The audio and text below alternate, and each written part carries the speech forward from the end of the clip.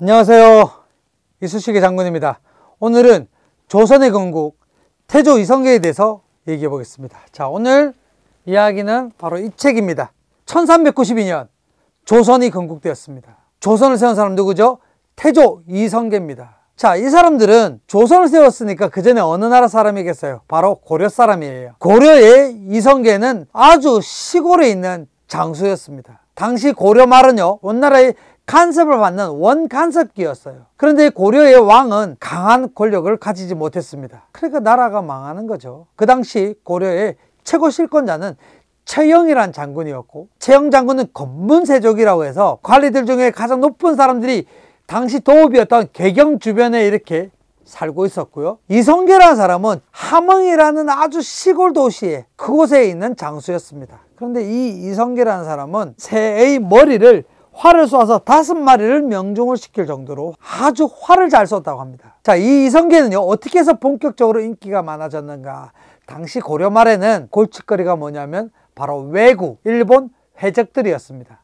이 왜구는요, 젊은 10대 장수였던 아주발드라는 장수를 이성계 장군이 활을 쏘아서 그 아주발드를 제압을 시켰습니다. 그리고 우리 고려를 아주 괴롭혔던 홍건적과 싸워서 다 이깁니다. 우리나라 역사상 모든 전쟁에 승리했던 장군이 2명이 있습니다. 이성계와 이순신 장군이죠. 그래서 아주 인기가 좋았었고요. 그런데 이 이성계가 어떻게 해서 정권을 잡게 되느냐? 당시는 중국에 우리를 부마국으로 삼았던, 사위의 나라로 삼았던 그 원나라가 점점 쇠약해지기 시작하면서 명이라는 나라가 생겼어요. 그 명나라는 이 원나라를 위협하다 보니까 이 원나라는 우리 고려에다가 군대를 요청을 하게 됩니다.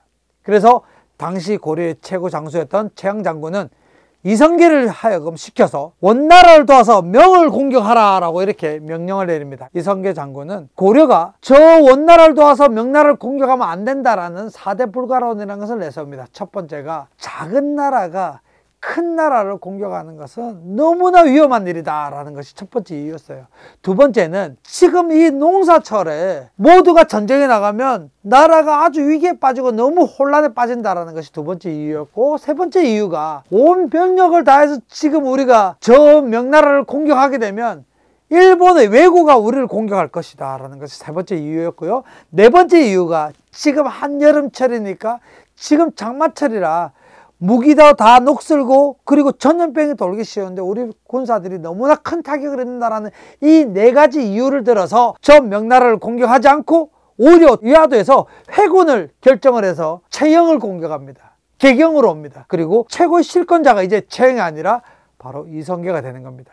자, 이성계는요, 혼자가 아니었어요. 정도전이라는 똑똑한 이 신하와 힘을 합치게 됩니다. 우리 고려의 제일 문제가 뭐냐면 자기가 노력한 만큼 먹고 살면 되는데 고려 말은 그렇지 않았습니다. 내가 농사를 지으면 내가 먹는 것보다 뜯어가는 것들이 훨씬 더 많았기 때문에 백성도 너무너무 살기 힘들었어요. 그래서 이성계는 정도전과 함께 과전법이라는 법을 만들어요. 백성들이 농사 짓는 이 농토를 다 기억하고 나쁘게 차지했던 그 땅을 나라에서 다 뺏어가지고 백성들에게 나눠주는 그런 정책을 하게 됐습니다. 그게 바로 과전법이라는 건데요. 바로 이성계의 이 과전법에 의해서 백성들에게 아주 이성계가 인기가 좋아집니다. 그래서 옛날 사람들은 쌀밥을요, 잇밥이라고 불렀어요. 잇밥. 이 잇밥이 어떻게 해서 잇밥이 됐냐? 이성계라는 사람이 주는 밥이다 라는 뜻으로 잇밥이라는 것이 바로 쌀밥이라는 옛날 말이었어요. 그 정도로 이성계는 모든 백성들의 인기를 한 몸에 차지하게 됩니다. 자, 이성계뿐만 아니라 고려의 똑똑한 신하들이 생각을 했어요. 새로운 나라를 만들어야 되겠다. 이대로는 고려가 안 되겠다라고 생각을 했었는데요. 여러분들 혹시 고려의 최고 충신 정몽주라고 들어봤나요? 포은 정몽주라는 분은 고려의 최고의 신하였습니다.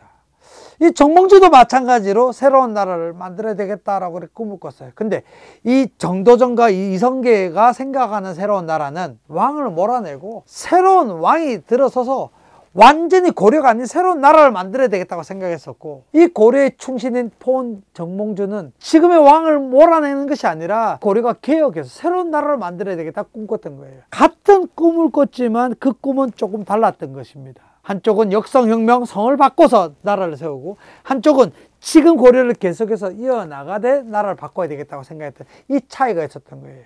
자, 이때 이성계의 아들이 총 8명이 있어요. 그 중에 첫 번째 아들이 방우가 있고, 그리고 방가, 방의, 방간이, 방원이, 방년이, 방번이, 방석이 이렇게 있었는데, 그 중에 5번째 아들은 이방원은요 제일 똑똑했습니다. 고려 말에 전부 다 과거 시험을 쳤는데요, 물론 마지막 막내에 있던 방번이와 방석이는 시험을 안 쳤지만 나머지 아들들이 다 시험을 쳤는데 다 낙방을 했는데요, 5번째 아들 이방원은 이 과거 시험에 합격할 정도로 제일 똑똑한 사람이었어요.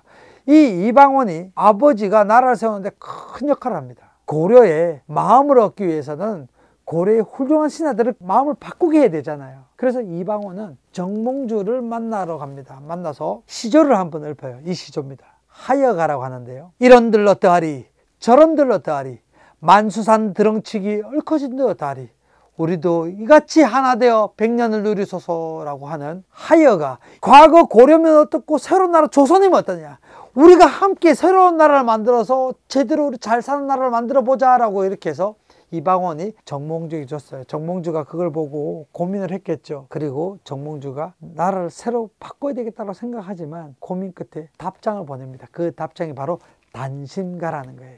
이 몸이 죽고 죽어 100번 고쳐주고 백골이 진토되어 넋이라도 있고 넣건 임향한 일편단심이야 가실 줄이 있으랴. 이 몸이 죽고 죽어, 내가 죽고 또 죽어서 100번 고쳐 100번 이상 죽어도 백골이 진토되어 내 뼈가 땅속에서 흙이 되더라도 임향한 일편단심이야, 고려를 향한 나의 마음은 변하지 않을 것이다 라고 이렇게 답장을 그렇게 보냈어요. 이방원은 이 정몽주를 끌어들이려고 고려면 어떻고 조선이면 어떠냐 해보자고 했는데, 돌아온 답은 나는 고려를 버릴 수 없다 라고 이렇게 그 답이 돌아온 거예요. 그래서 이방원이 어떻게 했겠어요? 지금 개경에 있는 선주교라는 다리에서 철퇴를 내리쳐서 정몽주를 죽입니다. 자, 이제 아버지가 나라를 세우는데 걸림돌이 없어요. 이제 자연스럽게 이성계는 새로운 나라를 만들게 됩니다. 이 이성계와 정도전은 도읍을 옮겨야 되겠다라고 결심하고 개경을 버리고 지금의 서울인 한양으로 새로운 도읍을 결정하게 됩니다. 그리고 그곳에 경복궁이라는 궁궐도 짓게 됩니다. 경복궁은 지금 서울 한복판에 사대문 안에 여러분들 경복궁 있죠? 경복궁 뒤에는 뭐가 있어요? 지금은 청와대가 있죠? 그 뒤에는 바로 북악산이라는 산이 있고요. 이 북악산 아래 앞에 바로 경복궁을 짓고, 경복궁은 남쪽으로 향해서 이렇게 궁궐을 지었어요. 군자남면이라고 해서 왕은 남쪽의 백성을 바라보고 정치를 해야 된다라는 그런 뜻으로 남쪽을 바라보면서 궁궐을 지은 것이 바로 경복궁이에요. 그 경복궁에 왕이 일하는 곳 있죠. 그곳이 이름이 근정전이에요. 근정전은 아주 성실하게 근면하게 정치를 활동한다라는 그런 뜻으로 이 정도전이 지은 이름이에요. 태조 이성계는 나라 이름을 정하는데 조선이라고 짓습니다. 이 조선은요, 일찌감치 지금부터 4352년 전에 단군왕건께서 세웠던 이 조선을 이어받기 위해서 나라 이름을 1392년에 조선이라고 짓습니다. 고려란 나라는요, 국가의 종교가 바로 불교였어요. 그래서 예전에 원나라가 고려를 공격했을 때 8만 대장경을 만들어서 불교의 힘으로 나라를 구하겠다라고 했을 정도로 고려는 불교의 나라라고 하면, 이 조선은 유교의 나라예요. 유교란 공자가 만든 사상이죠. 유교의 정신에 의하면 부모를 섬기고 그리고 어른을 공경하고, 이게 바로 유교인데요, 우리 조선의 입장에서 유교의 어른은 누구일까요?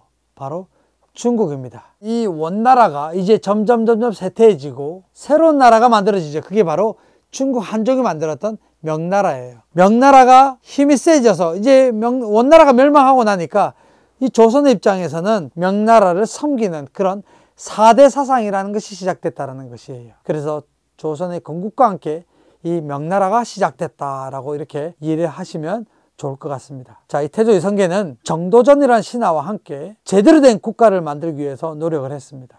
이제 조선의 왕은 쉴 새 없이 공부를 하고 백성들을 위해서 정치를 하는 그런 나라로 만들겠다라고 해서 만들어진 것이 바로 정도전의 경국대전입니다. 자, 오늘은 태조 이성계가 나라를 세우는 과정에 대한 이야기를 했고요.